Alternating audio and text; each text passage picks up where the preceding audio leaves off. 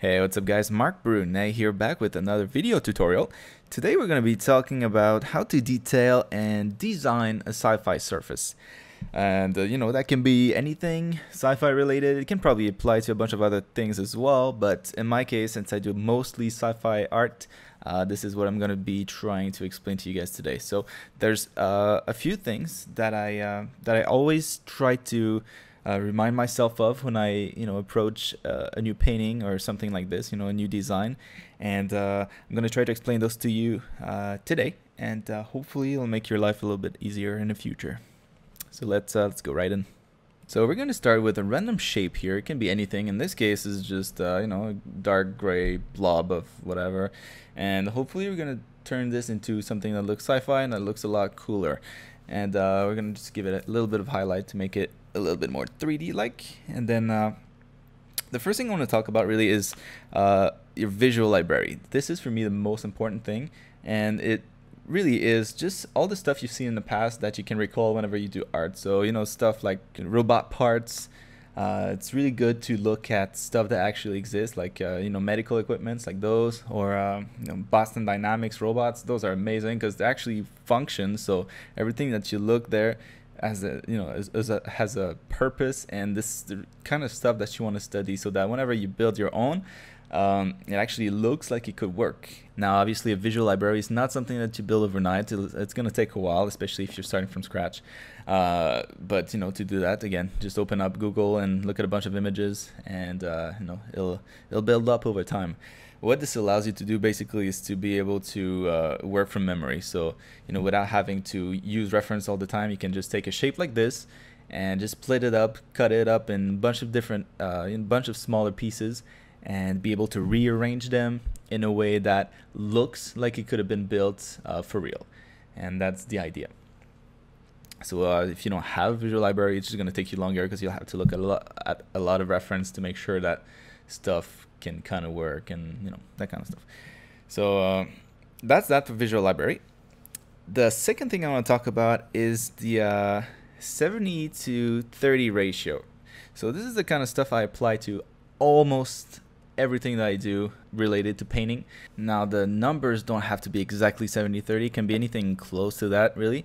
But the idea is that 70% of the shape or the surface you're working on should be a place for your eyes to relax. When you look at any kind of object, your eyes tend to be attracted to details a lot more. And if the shape is just made out of details, it gets very tiring for the eyes, and it's just uncomfortable to look at.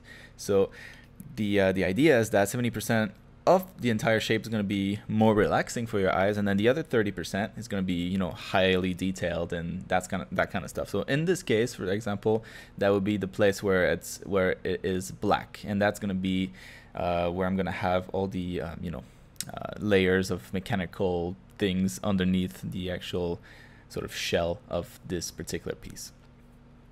So the 70-30 ratio can apply to details, and it also applies to colors. And so you'll see at the end here, I'm going to be doing a colored version of this, and it's going to be 70% of it is going to be desaturated and sort of dark, and the other 30% ish is going to be more vibrant and lighter color. And again, like I said, it can work for anything. So it can work for details, it can work for desaturated colors versus saturated colors. So it can be 70% desaturated, 30% saturated, or 70% very dark, 30% very light. It can be 70% rounded shapes and 30% more like hard edges. Anything you can think of, really, it applies equally as much. And right now what I'm going to be doing is I'm going to take this shape, just duplicate it on the side, and overflow it with details. So I'm going really quickly, but at the same time I don't want to make it look too shitty, so that it kind of defies the purpose. I'm still trying to follow nice curves and try to match my lines so that they don't look too bad. But I'm gonna just add a bunch of details here, and we're gonna see why, if we don't follow this ratio, why a particular piece stops to be nice to look at. It just becomes too much, and the eyes don't have anywhere to rest when you look at the shape. And like I said, it just gets really tiring.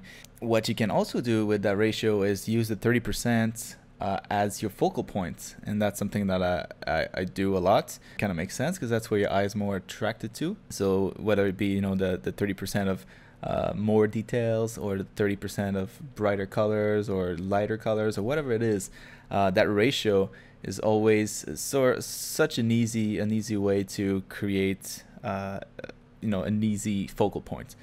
So definitely try to use that.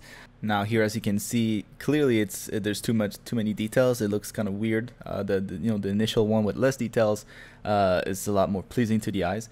But what we're gonna do is apply the same ratio, but with colors this time. So we're gonna sort of ignore the details, darken everything, and have the brighter colors, you know, attract the attention away from the details, and that is going to fix our problem.